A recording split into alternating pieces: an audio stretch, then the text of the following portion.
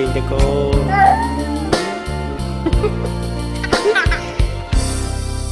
អតីតកាលបណ្ដាលឲ្យចិត្តមិនស្ងប់ចង់ឲ្យគ្រប់យ៉ាងត្រឡប់ចង់ឃើញមុខលោកពុកមានគុណអតីតកាលពុកខំនិស័យរែកពុនគ្រប់យ៉ាងពុកទ្រាំអត់ធន់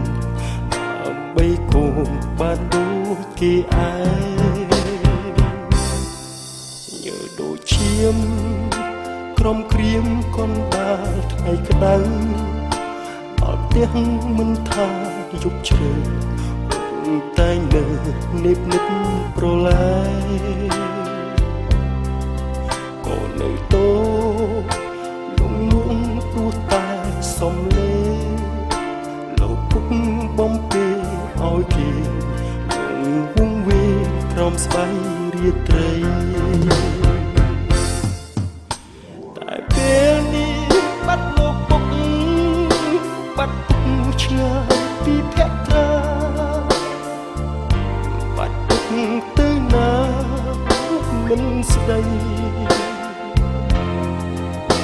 កូនស្រែកហៅរកលោកពុកទ្វីបលោកមិនប្រណីទៀមទាមកផ្ដាច់និស័យ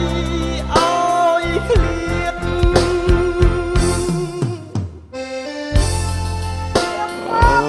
កូនពុកមកពុកមកណាកូនឆ្លាតតិចតកូនតែកូនឆ្លាតណាកូនណាកូនធំឡើងធ្វើការធំណាកូន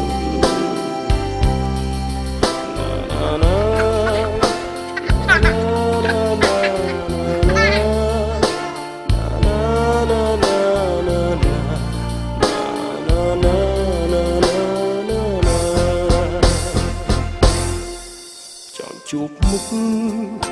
ចង់ឃើញពុកនៅចិត្តកូន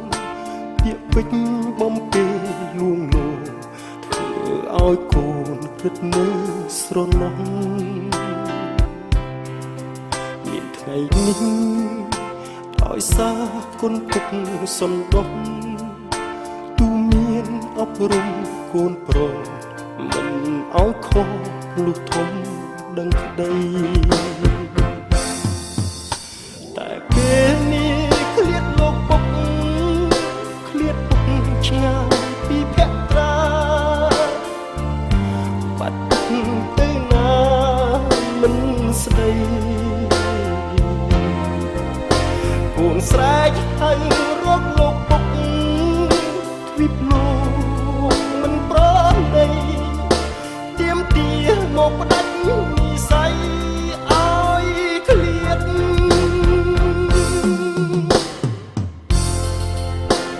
បើសិនជាពុកឃើញខ្ញុំ